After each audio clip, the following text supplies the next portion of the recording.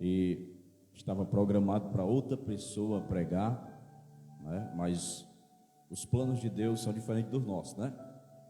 E aprove a Deus, né, sobrar para o pastorzinho aqui, né?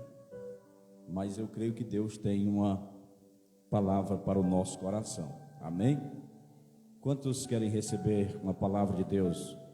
Então fica de pé aí comigo, só mais um pouquinho, tá bom?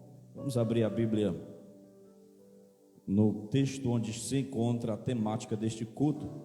Primeira carta de Pedro, do apóstolo Pedro, capítulo 1, versículo, vamos ler aqui do versículo 13 em diante. O versículo chave está no 18 e 19. Nós vamos ler aqui o contexto. Quem achou diz amém. Tem gente procurando ainda? Eu espero você achar. Aleluia. 1 Pedro, capítulo 1, versículo 13, diz assim: portanto, cingindo os lombos do vosso entendimento, sede sóbrios e esperai inteiramente na graça que se vos ofereceu na revelação de Jesus Cristo, como filhos obedientes, não vos conformando com as concupiscências que antes havia em vossa ignorância, mas, como é santo aquele que vos chamou, sede vós também santos em toda a vossa maneira de viver, porquanto escrito está: sede santos, porque eu sou santo. E se invocais por Pai aquele que, sem acepção de pessoas, julga segundo a obra de cada um, andai em temor durante o tempo da vossa peregrinação, sabendo que, versículo 18, não foi com coisas corruptíveis, como o prata ou ouro, que fostes resgatados da vossa vã maneira de viver, que por tradição recebeste dos vossos pais, mas com precioso sangue de Cristo. Diga comigo: precioso sangue de Cristo, como de um cordeiro imaculado e incontaminado, o qual na verdade em outro tempo foi conhecido ainda antes da fundação do mundo, mas manifestado destes últimos tempos por amor de vós, e por ele crerdes em Deus, que o ressuscitou dos mortos, e lhe deu glória, para que a vossa fé e esperança estivessem em Deus, purificando a vossa alma na obediência à verdade, para amor fraternal não fingido. Amai-vos ardentemente uns aos outros com um coração puro, sendo de novo gerados, não de semente corruptível, mas da incorruptível, pela palavra de Deus, viva e que permanece para sempre. Dê um glória a Deus por essa palavra. Feche os seus olhos. Senhor, fala conosco mais uma vez. Usa a minha vida. Tu sabes que eu dependo inteiramente de Ti, Senhor. Dependo de Ti, Espírito Santo. Me usa como um canal. Usa a minha boca. Prepara os ouvidos e os corações para ouvir aquilo que o Senhor quer falar através de nós e para nós, no nome de Jesus, amém. Pode sentar glorificando a Jesus. Eu quero parabenizar ao GELB, a União dos Jovens aqui de Paracuru, o Betel, pelo tema escolhido, que eu creio com toda a convicção, que a irmã Gerliane, ela orou para pedir a Deus esse tema, e esse tema veio de forma divinamente violenta, porque é um tema importantíssimo para a nossa atualidade, para a nossa geração. O sangue de Cristo, o sacrifício do Calvário, a mensagem estritamente evangelística e cristocêntrica em um mundo totalmente humanista e antropocêntrico. Quando eu olho para a Bíblia, eu vejo Pedro falando a respeito do sangue de Cristo, com tanta inspiração, escrevendo aos irmãos da Ásia Menor. Nós observamos que em todas as religiões, que você possa estudá-las, que você possa prescrutá-las, possa examiná-las, pesquisar a respeito delas, você vai ver que existe muitos líderes religiosos, muitos fundadores de pensamentos, de pensamentos positivos, de alguma coisa que ele trouxe e influenciou multidões. Por exemplo, você pegar o Siddhartha Gautama, o que é chamado de Buda, você vai ver uma inspiração da mente humana, trazendo algumas mensagens que motivam as pessoas. Tanto é que as religiões orientais, apesar do budismo não ser único, ele tem várias vertentes, e mesmo assim ele conseguiu arrebanhar muitas pessoas. Se você observar também na Índia, com um líder chamado Mahatma Gandhi, que arrebanhou também uma geração, uma nação inteira, com as suas doutrinas, com os seus pensamentos, com as suas máximas, mensagens escritas, que chegou até a ser citado em muitos livros, até mesmo em livros escolares. Quando eu fazia o ensino fundamental da minha época, eu já ouvia falar sobre este homem, Mahatma Gandhi. Enfim, se você pegar todos eles, se você pegar cada vertente religiosa, como animalismo, eles vão dizer que o universo é regido por vários espíritos, que um está no comando dos ares, dos céus, outro está no comando da água, outro vai ter o Gaia, que é o da guerra, vai ter outros nomes como de Thor, que é o deus lá do trovão, e etc. Se você pegar na questão do dualismo, eles vão dizer que o Deus é a própria manifestação do universo, que é como se um Deus que tivesse abandonado o homem. Ele não está nem aí, ele é como um camarada que criou um relógio, deu corda no relógio e saiu e deixou o relógio trabalhando por si. Então se vira, é um Deus que está distante do homem.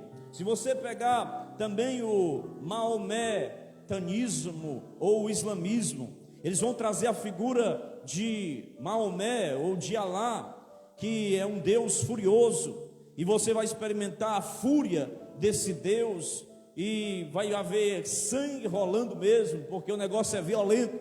Mas todas estas vertentes religiosas, todos estes grandes líderes, nenhum deles se referiram a si mesmo como a salvação da humanidade. Nenhum deles se referiram que o seu sangue poderia fazer alguma coisa. Pelo contrário, Buda disse: se eu morrer, eu fracasso. Mas Jesus disse: se eu morrer, a vitória está na minha morte. O nome Buda significa iluminado, mas Jesus disse: eu sou a luz do mundo. Aleluia. Então, quando nós observamos, é algo que é profundo e é algo que também ao mesmo tempo é simples. Há um contraste aqui, porque o sangue de Cristo é algo que trouxe um significado muito tremendo, porque a religião em si, ela não quer dizer nada se não tiver realmente Deus no centro dela. Porque quando Jesus chega, já existiam muitas outras religiões, pessoas que antes de Cristo eles já tinham estabelecido, e há um caminho para se percorrer.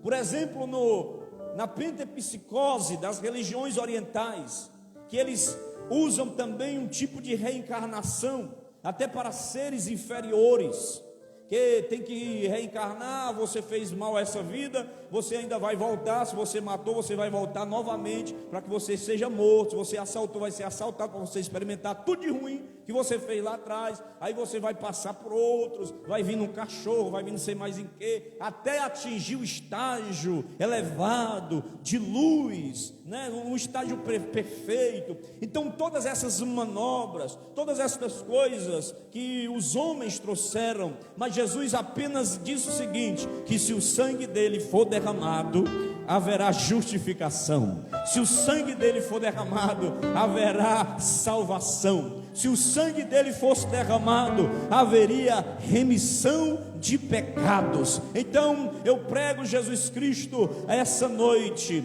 porque ninguém dividiu a história como Cristo. Todas as vezes que nós vamos nos recorrer a alguma informação, nós observamos que o acontecimento aconteceu antes de Cristo ou depois de Cristo, porque ele dividiu a história. Aleluia. Então o que seria do mundo sem a pessoa, sem um homem chamado Jesus?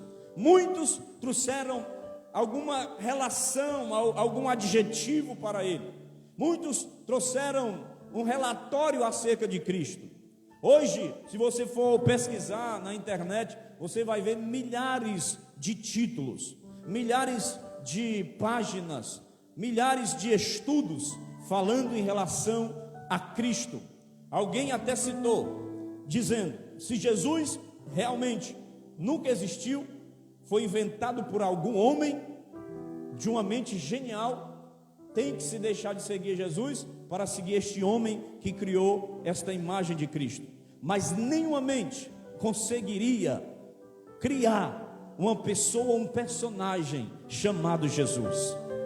Jesus, ele trouxe uma doutrina violenta, porque era a doutrina pela autoridade do seu próprio Pai. E observe, ele não foi além do que 300 quilômetros da cidade onde ele morava, mas o mundo inteiro, um dia, para celebrar o seu nascimento. O mundo inteiro para um dia para celebrar a sua morte. Os comércios fecham, aleluia, as repartições comerciais e públicas fecham. É feriado para celebrar aquele que morreu na cruz do Calvário. Ele nunca escreveu um livro, porém nem uma pessoa teve o seu nome mais citado em vários livros. E João disse que se fosse distribuir em letras nos livros o que Jesus tinha feito, não teria livro para comportar os milagres que ele realizou. Ele nunca pegou em uma espada, ele nunca disparou um tiro, ele nunca municiou soldados. Contudo, nenhum general em toda a história humana recrutou tantos soldados a seus serviços que vence os inimigos sem disparar um único tiro. Aleluia, eu sinto a presença dele nesse lugar. Ele nunca compôs uma música, mas até compositores seculares colocaram Cristo em suas letras. Sebastian Bach foi inspirado por ele, Beethoven foi inspirado por ele, homens de músicas clássicas se inspiraram nele. Ele nunca pintou um quadro, mas homens como Michelangelo, como Rafael, como Leonardo da Vinci fizeram seus quadros inspirados em Jesus Cristo. Aleluia. É por isso que eu sirvo a esse Jesus, porque quando você observa nas religiões por aí, falta algo a mais, falta algo de intimidade, falta algo de amor, porque o islamismo não tem uma figura de amor. Quando você olha para outras, não tem aquela figura de um pai, a relação de um pai para com o filho. Mas a Bíblia diz que Deus amou o mundo de tal maneira que enviou o seu Filho unigênito para morrer, e todo aquele que nele crê não perece, mas tem a vida eterna. Já dizia um poeta em seu lampejo de inspiração, de poesia, ele dizia que se todos os homens fossem escrivão, se todas as folhas das árvores fossem papéis, se todos os rios e mares fossem tintas, nem mesmo assim se poderia enumerar o grande amor de Deus pela humanidade. Sabe por que você está aqui essa noite? É resultado do amor de Deus. Sabe por que você está aqui essa noite? É resultado do sangue de Cristo que desceu lá no Calvário. Entenda isso, este sangue é poderoso, este sangue é precioso. Só aqueles que estão entendendo essa mensagem que está sendo pregada, por favor, levante a sua mão, abra a sua boca e dê o maior glória a Deus que você pode dar. Oh, aleluia! E eu sempre me empolgo quando eu falo sobre Jesus. Eu sempre me empolgo, sabe por quê? Porque Ele resgatou a minha vida, porque Ele salvou a minha família. Ele pode salvar a tua família também. E se você perguntar, mas quem é esse Jesus? Porque muitos servem a quem não conhece. Muitos vêm para a igreja, irmão. Muitos vêm para as programações. Muitos jovens se empolgam com os eventos. Vai ter alguém lá, um cantor famoso, alguém e tal, ali, um evento aqui, outro lá, vamos lá. Mas você sabe realmente quem é, a quem você está servindo? Por que você é cristão? Eu sou cristão porque papai é. Eu sou cristão porque mamãe é. Eu sou cristão porque o meu avô é. Meu avô foi, minha mãe. E eu vou porque meu pai até me obriga. Não tem uma coisa melhor para me fazer. Tão chato ficar aqui. Meus amigos não me convidaram hoje para sair. Não achei um filme bom na Netflix. Qual é o motivo de você servir a Deus? A mulher samaritana olhou e disse assim: vocês, judeus, dizem que nós temos que adorar num monte de Jerusalém. Os nossos pais nos ensinaram a adorar aqui, no Monte Gerizim. Jesus disse assim: vocês adoram quem vocês não conhecem. E às vezes o problema do cristão, ele não sabe porque ele é cristão. E ele não sabe nem quem é Jesus. Ele está indo por causa de uma influência lá, a galera está lá, é tão bom. É porque é bom a comunhão. E jovem quer estar onde tem jovem mesmo. Porque eu já fui jovem, não sou tão velho. Mas é bom. Agora, além de tudo isso, existe alguém maior que pode preencher aquele vazio que falta em nós. Blaise Pascal, o criador da calculadora, ele tem uma frase célebre. Ele era cristão. Ele disse que o homem tem um vazio em forma de Deus dentro dele. E esse vazio ele denomina como vazio infinito. E as pessoas, elas estão querendo preencher o vazio de uma forma errada. O consumismo veio, e as pessoas, elas vão, e os que fabricam, eles fazem isso, eles vão fabricando e tal, porque já veio o iPhone 1, o iPhone 7, aí não deu certo, vamos lançar mais outro aqui, para trocar o iPhone 7 pelo iPhone 8, pelo 16, pelo 45, aí vai colocando, aí vem um carro, não, esse carro aqui já passou, vem outro, aí vai preenchendo, para quê? Para tentar preencher aquele vazio que tem, as coisas, materiais, isso e aquilo outro, e as pessoas às vezes, elas compram, não para uma necessidade, mas tentar satisfazer alguma coisa que está faltando nelas, para que as pessoas olhem e vejam que elas têm, porque afinal todo mundo tem, eu também tenho que ter.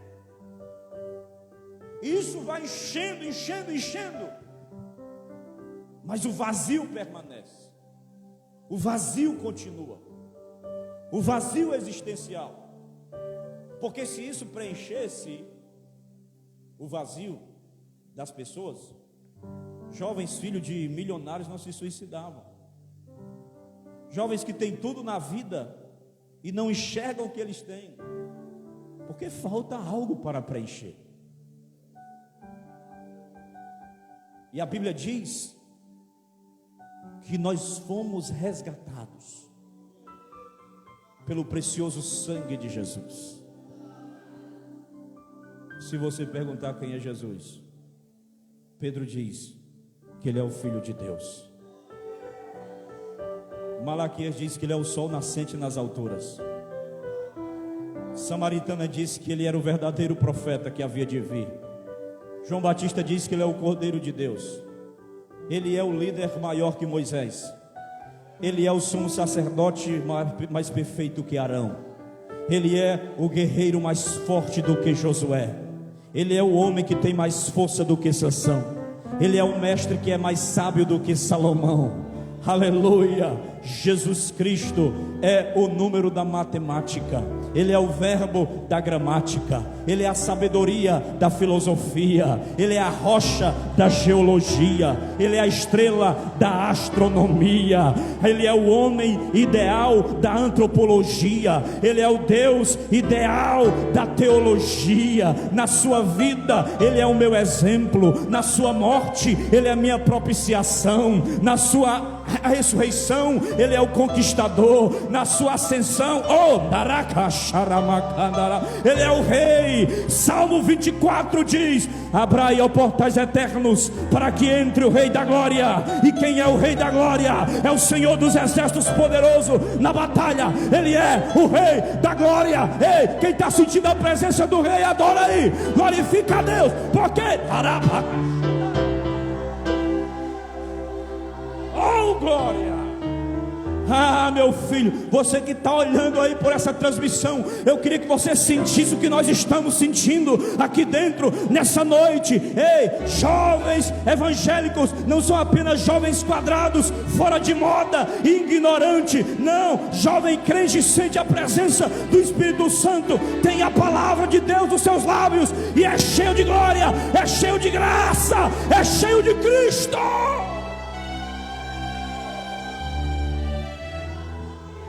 Aleluia!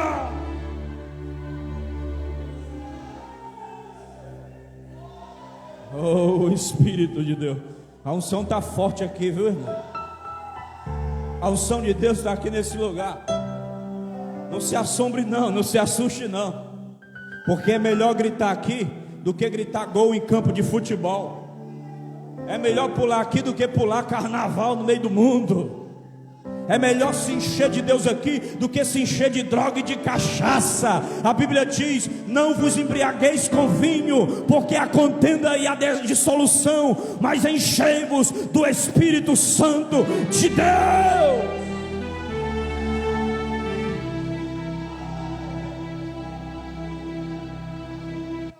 Deus convoca você para essa noite, jovem. Ei, nossa geração está precisando de pregadores, mas pregadores genuínos da palavra,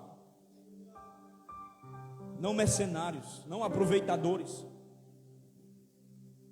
Porque há muita gente hoje, a Bíblia diz que ia se levantar muito falso profeta, muito enganador. Tem muitos ministros, entre aspas, que são exatamente como uma indústria de refrigerante, que fabrica o produto não para matar a sede, mas para vender o produto, para conquistar o cliente, para que o cliente se fidelize como um clube. Igreja não é clube, igreja é o corpo místico de Cristo. Evangelho não é produto, evangelho é poder de Deus para a salvação de todo aquele que crê. Aleluia. Deixa eu dizer uma coisa para você, não vou demorar muito,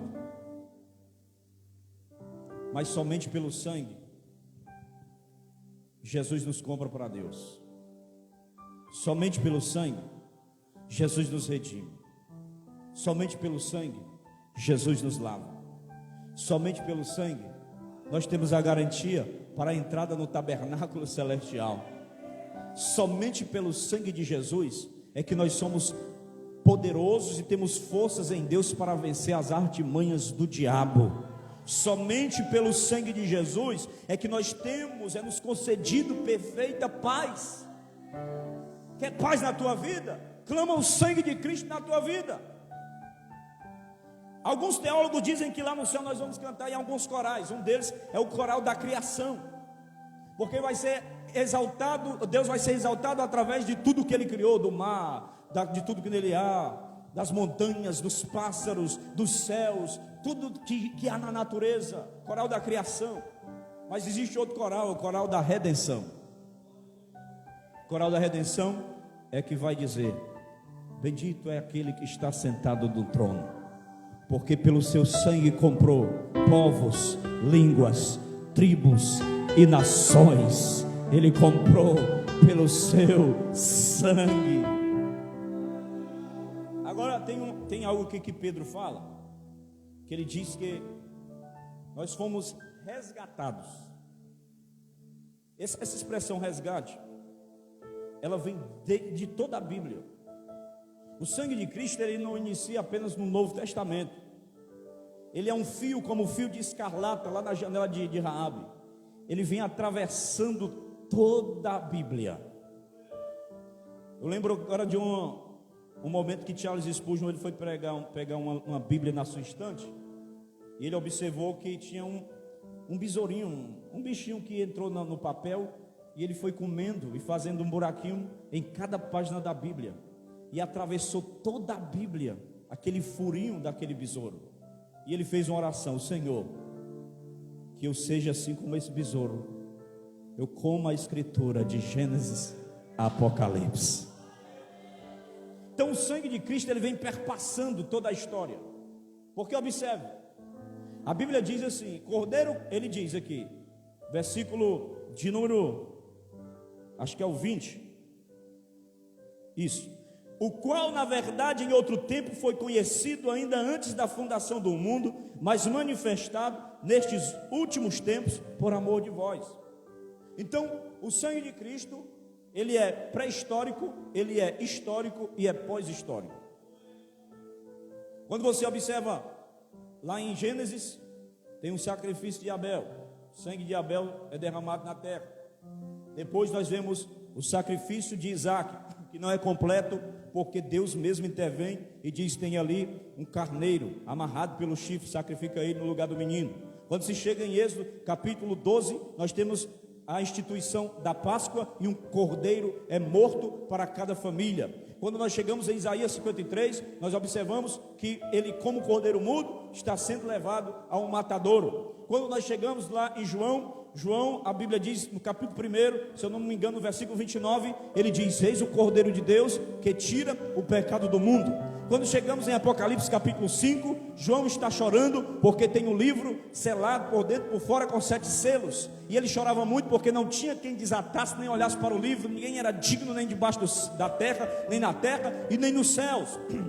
Mas o ancião diz: eis ali o leão da tribo de Judá, ele venceu para abrir o livro, e ele diz que vê um cordeiro como que acabara de ter sido imolado, de ter sido morto. Aleluia.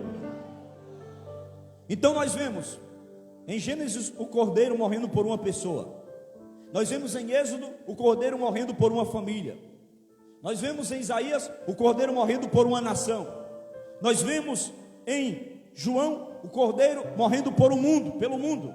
Mas nós vemos em Apocalipse a redenção, a restituição de todas as coisas, feita através do sangue do Cordeiro. Agora veja bem, a Bíblia diz, para me encerrar,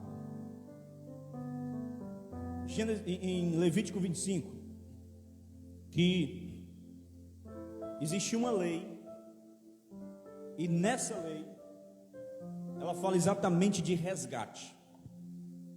Quero que você abra aí a sua Bíblia comigo, por favor. Por favor, abra aí a sua Bíblia comigo. Eu estou caminhando para o final. Não fica aí zangado não, o pastor vai terminar hoje não. Termina já. Quem está aí, dá um glória a Deus aí. Veja aí Levítico 25, versículo 25. Quem achou diz amém. Olha o que diz: quando o teu irmão empobrecer e vender alguma porção da sua possessão, então virá o seu o quê? O que é que tem na sua Bíblia? Tiraram aí da sua Bíblia, rasgaram? Não acredito. Tem gente procurando ainda. Levítico 25, versículo 25. Quem achou diz amém. Olha, isso está na Bíblia, que pode alguém ter passado e rasgado e você nem viu. Vamos lá de novo, versículo 25. Quando teu irmão empobrecer e vender alguma porção da sua possessão, então virá o seu, o quê? Isso, agora eles viram. Não rasgaram não. O seu resgatador, seu parente, e resgatará o que vendeu seu irmão. E se alguém não tiver resgatador, porém a sua mão alcançar e achar o que basta para o seu resgate, o que é que ele está dizendo? Você tinha uma propriedade, você perdeu essa propriedade. Você está pobre. Então ele disse: se você tiver dinheiro, você compra de novo, você resgata ela, porque era sua, você perdeu de alguma maneira. Só como é que vai comprar se você não tem dinheiro porque você empobreceu? Tem que ter um parente rico que ele compre essa propriedade e resgate-a para você. Vamos continuar. Versículo 27. Então contará os anos desde a sua venda, e o que ficar restituirá ao homem a quem o vendeu, e tornará a sua possessão. No versículo de número 31 diz: mas as casas das aldeias que não têm muro em roda serão estimadas como campo da terra, para elas haverá resgate e sairão no jubileu. Diga comigo, jubileu. Ele está falando aqui de uma casa que tiver muro ao redor. Aí o camarada também perdeu a casa, precisa de um resgate. Esse resgate será feito no ano chamado de jubileu, depois quando completasse 50 anos. Nesse ano do jubileu era um ano muito especial, porque perdoava-se as dívidas. Quando você hospedava um estrangeiro, o cara ele se transformava em posseiro das suas terras. Você perdia as coisas para ele. Aí você empobrecia. Já pensou isso? Chegar alguém de fora, um estrangeiro, passar um tempo na sua terra e você perder tudo para ele, e você não poder resgatar porque você não tem mais nada, e o poceiro está com tudo que é seu. Aí ele diz que há uma possibilidade de você resgatar em um ano festivo chamado de jubileu. E se não fosse resgatado no ano do jubileu, já era, você perdia a propriedade para sempre, a não ser que alguém chegasse com valor e dizer: eu sou parente dele. É parente dele mesmo? É. Tem certeza? Tem. Pois vamos fazer aqui o exame de DNA para saber se é mesmo. Sou parente dele. Tem dinheiro? Tem. Puf, pagava, e ele ficava muito feliz porque ele tinha restituído aquilo que era seu. O que é que eu estou querendo dizer com isso? Este homem que tinha muitas propriedades era Adão. Adão, ele tinha tudo nas suas mãos, e um poceiro chegou e levou a propriedade que era dele, Satanás. Ele se apossou e Adão ficou pobre. Lembra lá na tentação? Vê isso aqui, tudo é meu, porque foi me dado. Quem deu a ele? Adão, através do seu pecado. Ele diz que aquele que tiver uma casa murada, essa casa representa isso aqui, ó, um corpo que é murado, e dentro tem a sua alma. E se decorrer o tempo até o ano do jubileu, Jesus chega lá em Lucas capítulo 4 e diz assim, ó: eu vim anunciar o ano aceitável do Senhor. O ano aceitável do Senhor é exatamente este ano de restituição. Porque se este ano passar o ano do jubileu, e você não conseguir restaurar a sua casa, você perdeu para sempre. É por isso que Jesus disse naquela parábola: homem, essa noite pedirão a tua alma, o poceiro vai vir. Tu tem preparados o quê? Então, se eu perder a minha alma nesse período do ano aceitável do Senhor, e ele acabar para mim, eu estarei perdido eternamente. E outra, por si só o homem não pode salvar-se a si mesmo, porque Adão perdeu tudo e precisa de alguém para resgatar. E eu não teria o dinheiro suficiente, você não teria, porque tem até aquele hino que eu acho que é em dó maior: se eu perder tudo que tenho, é dó? Troca do amor eu falharia. Lembra desse hino? Pois o amor não se compra, nem se merece. O amor se ganha, de graça o recebe. Então o que acontece agora? Estaríamos todos perdidos eternamente. Mas tem um parente remidor. Tem gente que está entendendo. essa lei também se configura em Ruth, porque ela perpassa toda a Bíblia, todo o cânon bíblico. Porque Ruth precisava de um remidor. Quem era o remidor dela? Boaz. Jeremias fala em uma das suas profecias, eu acho que no capítulo 37 ou é 38, ele diz que precisava resgatar uma propriedade, e aquela propriedade que você perdia tinha documentação e tudo, porque era passado, legalizado para o poceiro. E existia 2 livros, 2 documentos. Agora você vai entender, quem é bom de Bíblia. E um documento estava lavrado com folha aberta, ficava na mão do poceiro. O outro documento estava selado, fechado com 7 selos, e estava na mão do juiz, dizendo e declarando que aquela terra pertencia ao poceiro. E só existia uma pessoa que poderia pegar aquele documento das mãos do juiz e repassar a terra de volta para o homem que empobreceu. Era o parente remidor que tinha um dinheiro suficiente para pagar. Então o homem perdeu tudo, ele precisava de um resgate, ele precisava voltar a ter o que ele tinha, a comunhão que ele tinha, o jardim que ele tinha, o culto que ele fazia, a salvação retornar para ele. Só que o parente remidor tem que ir lá e pagar, mas o preço não é por coisas corruptíveis, como prata ou ouro, como a vossa vã maneira de viver, das tradições que você recebeste dos seus pais, porque o judaísmo tinha inventado muita coisa e nada disso satisfazia e pagava. Mas alguém, oh aleluia, o sangue foi derramado, o Cordeiro Imaculado desde a fundação do mundo, aleluia. E quando chega Apocalipse capítulo 5, a Bíblia diz exatamente isto: é o resgate da posse da terra, porque todos estes homens que eu citei anteriormente, não aconteceu nada quando eles morreram, do jeito que ficaram na sepultura, ali está, porque em Samaria tem ossos de Acabe, na Babilônia tem ossos de Nabucodonosor, em Roma tem ossos de muitos papas por lá, na Arábia tem as cinzas de Maomé. Mas tem uma coisa: quando Jesus de Nazaré morreu, passou o primeiro dia, o segundo dia, o terceiro dia, aleluia, selaram bem aquele túmulo, ninguém inviolava, ninguém era doido, porque era pena capital quem abrisse aquele selo,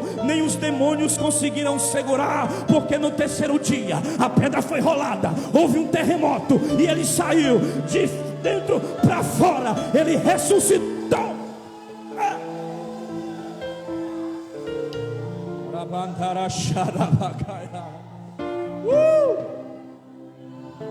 E o que foi que aconteceu?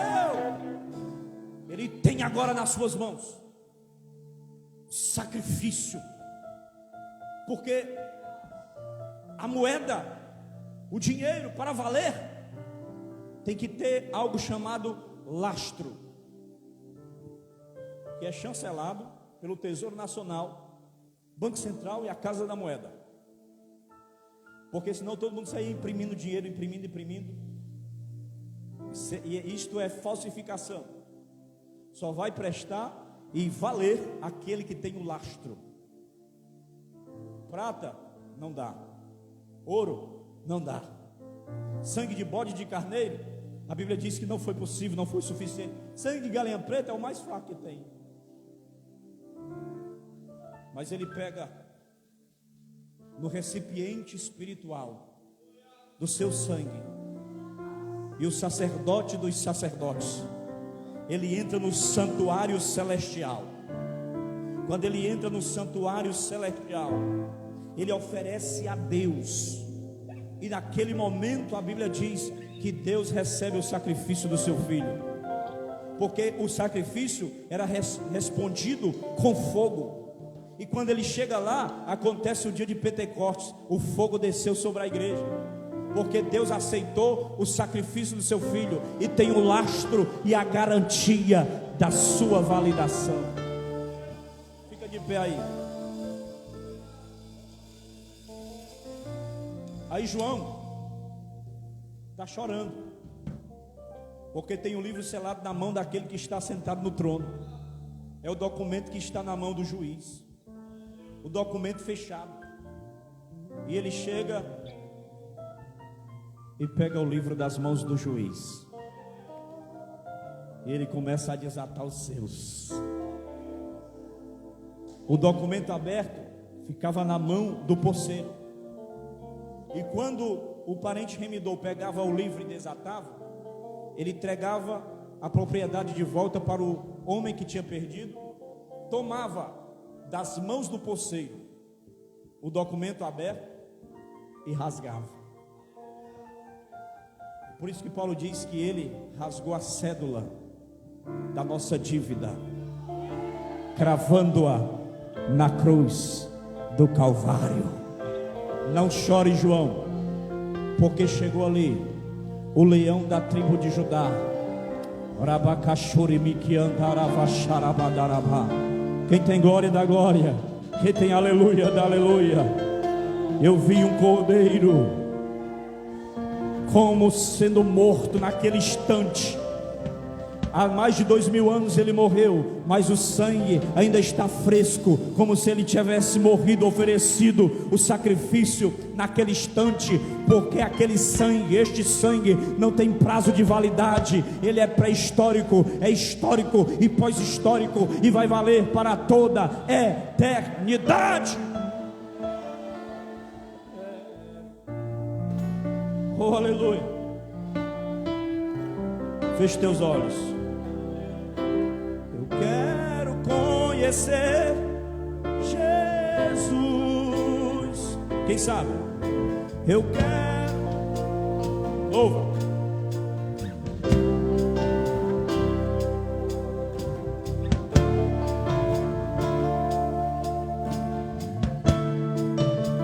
Meu amado, o mais belo entre milhares e milhares.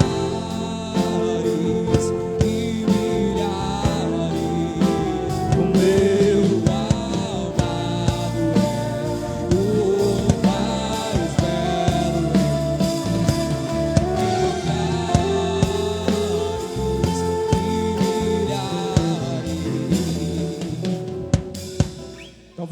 Talvez seja possível que alguém aqui no nosso meio esteja assim afastado da comunhão, ou desviado. Um diz desviado, outro afastado, ou ainda não é crente. Mas eu quero falar para você essa noite: esse sangue ainda tem validade na tua vida. E não importa o que falaram para ti, não se preocupa o que vão dizer, ou o que pode vir depois. Mas essa é uma noite que Deus está te dando uma oportunidade, porque nós estamos no ano aceitável do Senhor. E essa propriedade aí, o seu corpo, você, a sua alma,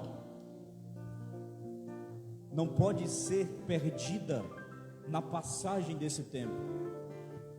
Porque o tic-tac do relógio da eternidade, ele está trabalhando. Daqui a pouco, essa história aqui do mundo vai cessar, vai iniciar sua nova dimensão. E você sabe, tem convicção que nós estamos vivendo nos últimos tempos. Estamos nos últimos dias da igreja na terra, e a oportunidade está passando. Uma vez se reuniram o fogo, a água e a oportunidade. Aí perguntaram assim: e aí, fogo, tu tem andado por onde? Rapaz, eu tenho andado nas grandes fornalhas, nos grandes incêndios, tenho andado na boca de um fogão, até mesmo na cabeça de palito de fósforo. E tu, água? Aí eu tenho enchido os rios, passei lá em Paracuru nesses dias, muita água, mas também estou pingando no bico de uma torneira. Aí as duas se voltaram para a oportunidade e disseram: e você, oportunidade? Ela diz: eu estou sempre passando. Então essa hoje é uma oportunidade para você. Não deixe ela passar. E eu pergunto, eu vou encerrar agora, não tem a noite toda. Se tiver alguém aqui essa noite, sem constrangimento, de livre e espontânea vontade do seu coração, essa palavra falou com você, você sabe que você precisa de um verdadeiro encontro com Deus. Se tiver alguém aqui que queira voltar hoje para Jesus ou aceitar a Jesus, venha que eu oro por você agora. Eu oro por você enquanto a igreja canta. Meu amado é o mais belo. Venha, se tem alguém do seu lado, convide. Milhares e milhares, meu amado é o mais belo. Milhares e milhares, Yeshua. Venha, tem ninguém? Vou terminar. A oportunidade está passando. Yeshua.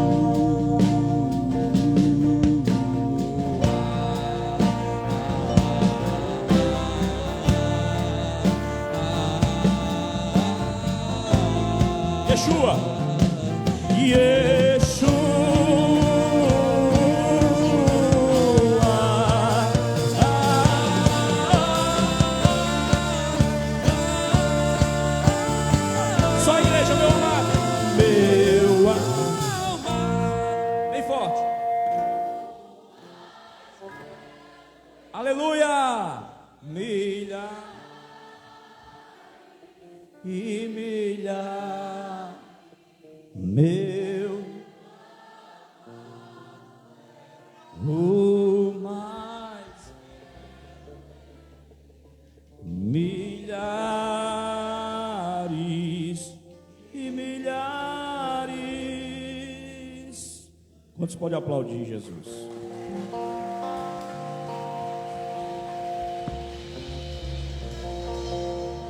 Glória a Deus. Tem ninguém? Vou encerrar agora, tá bom? Que Deus abençoe você. Que Deus lhe conceda uma outra oportunidade. Quero agradecer em nome dos jovens aqui, local, a visita dos irmãos, a presença, o irmão Fábio ali da Igreja Calcaia, amigo aí. Deus abençoe vocês, irmãos da Santuário da Libertação, os irmãos aqui, onde é a igreja deles aqui? Centro Central, né? Congregação aqui, todos vocês, tem gente da Bela Vista, os irmãos ali atrás, que Deus abençoe, em nome de Jesus. Sempre vamos mantendo essa conexão, os cultos de juventude, os jovens visitarão vocês também, lembrando aos irmãos da igreja local, que amanhã nós temos culto de louvor, de adoração ao nome do Senhor, a partir das 6h30, convide alguém, traga alguém para adorar Jesus juntamente conosco, amém? Vamos para casa? Eu queria orar por alguém, mas infelizmente, que Deus abençoe cada um. Tem algum aviso aí, os jovens, alguma coisa? Não? Amém. Faça assim para receber sua bênção. Tá bom, não tá? O negócio tá bom? Fazer uma vigília? Que a graça do nosso Senhor Jesus Cristo, o amor de Deus o Pai, a comunhão, as consolações do Espírito Santo seja com todo o povo de Deus, desde agora para todo sempre. Só aquele que crer como eu creio, diga assim comigo, ó. Amém! Deus abençoe.